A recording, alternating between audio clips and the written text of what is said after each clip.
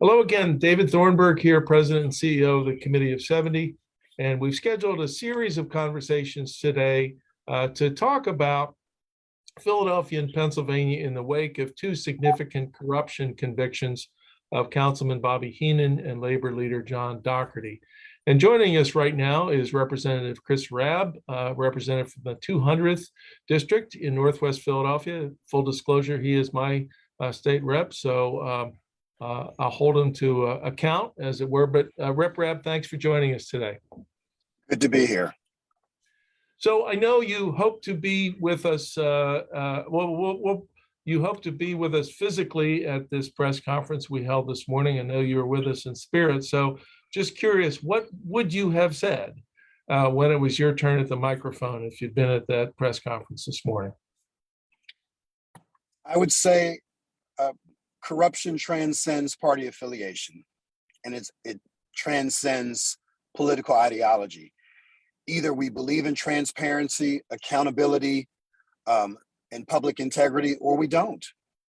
We shouldn't have exceptions, irrespective of the demography of the folks who are being convicted and who act brazenly. I provide no excuses and no exemptions for anyone who betrays the public trust. That's essentially what I would have said. Terrific. I recall from your background that you come from a family involved in politics, but not in Philadelphia. I remember Baltimore and Chicago. Do I have that? That's right. Baltimore, Chicago, and Kentucky as well. So okay. When people talk about Pennsylvania, I take great offense because I claim 7 generations of Kentucky rabble-rousers. And from the semi-nomadic people that I claim, we cause good trouble wherever we are. So we've fought political machines, both Republican and Democrat alike. I recently came across an application of my grandfather, my father's father, in Shelby County, Kentucky in 1935, where he was being recruited to run as a council person in Shelbyville, Kentucky, a town where he was the physician to the Black community. And that's when I first learned about gerrymandering as a small child, because my grandmother said that the Democrats came to him and they said, if you run, we will gerrymander around your house. And I said, what's gerrymandering? And I mean, I was a kid. And I literally just found his application to run from 1935. So this is something I've thought about. Could have called it a Rabmander, I suppose. Indeed. So, it was very specific. Because you have that context, I'm curious. Some people say, you know what, this corruption stuff is everywhere. They're all the same. A bunch of crooks. They'll take whatever they can get. But is Philadelphia different? No, absolutely not. Corruption is corruption. We're a big city. We get the headlines. We're not reading the headlines of small towns where corruption may allow for government to come to a screeching halt. But if it's a town of 10,000, Philadelphians aren't paying attention.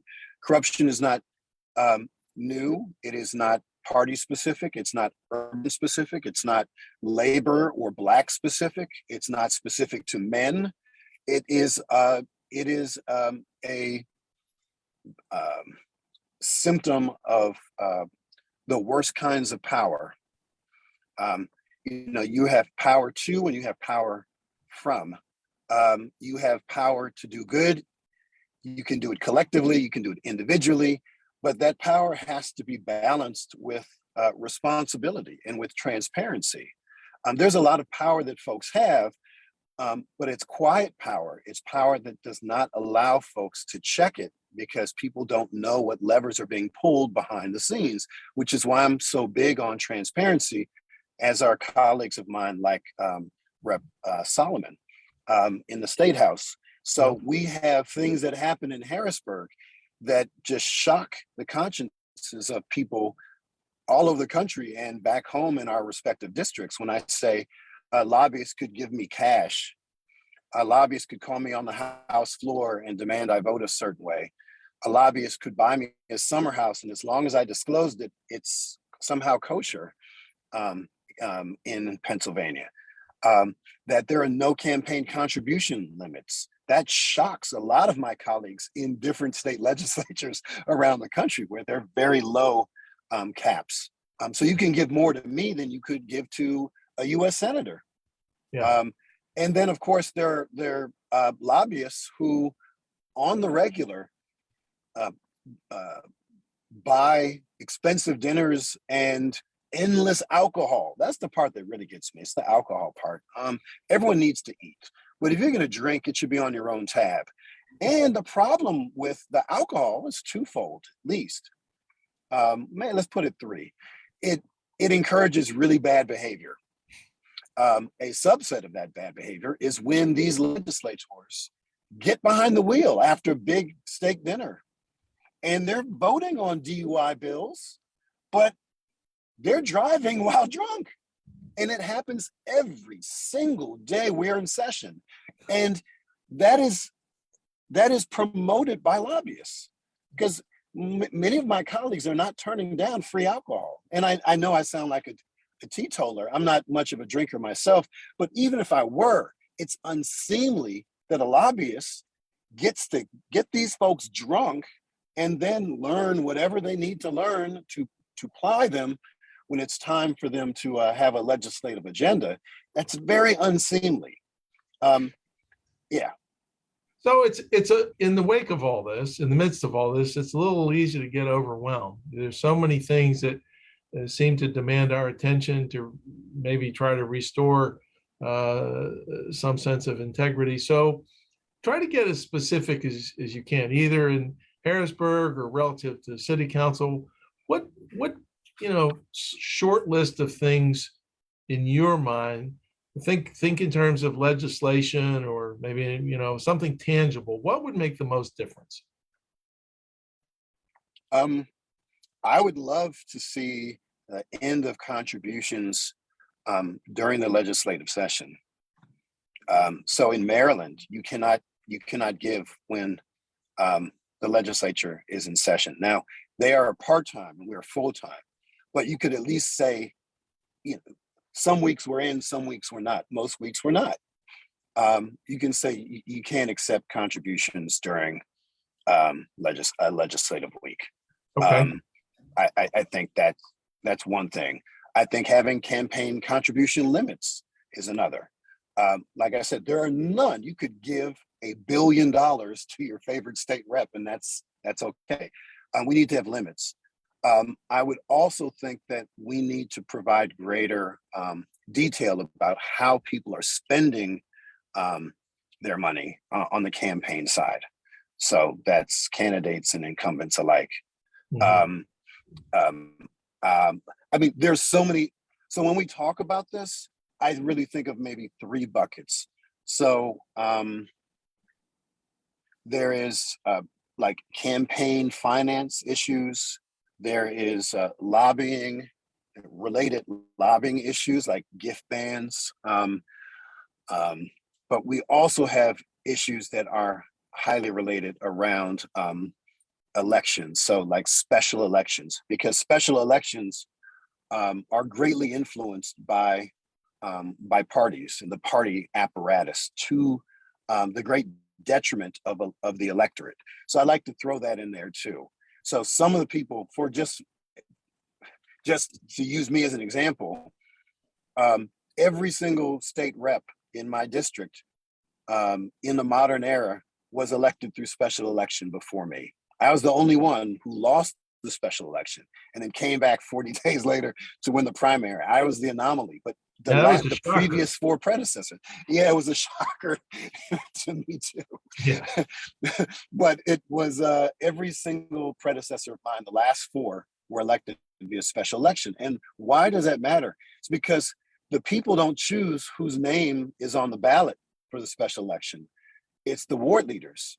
And if you're in a district like mine where you had 3 ward leaders, you only needed a majority, a simple majority, which means 2 people. Yeah. In a district that represents 64,000 people or 35,000 voters, two people decided whose name was going to be on the ballot, not the 152 duly elected committee people, but just two people. Right. And when you win the special, the conventional wisdom is, you're going to just waltz in there. Well, that's deeply anti-democratic. So we need to address that as well. And what ballpark, the other problem with specials is that they're chronically low turnout, right? Yes, so which benefits the folks who choose who the nominee is. So right. it's rigged essentially in a legal fashion. It is rigged. So that's problematic. Also, it's very expensive. It's very expensive, and so and there's only one person out of 13 million who decides when a special election is, and that's Speaker of the House. There's no democratic process. There's no kind of rhyme or reason. It's based on what he or she decides, and it's always political considerations at hand. And in my case, in 2016, we had two elections within 40 days. That's absurd. So we can address that as well. And the other thing I want to mention that's highly relevant to this discussion is, when we say this is not a Democratic or Republican thing, or urban or rural, or male, female, black, white, that's true. But there is a high correlation between these problems and entrenched incumbency. So I'm an incumbent. I don't know how entrenched I'm in. I'm just halfway through my third term. But there are folks who I serve with who've been in office for 30 years. There was someone who was in office for 42 years.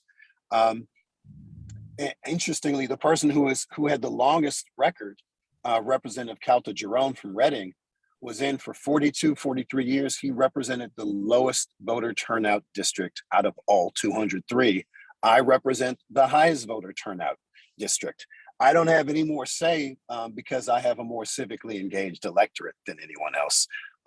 In fact, if it was time for a new round of chairs for committees, it would be based on seniority and the first letter of my last name.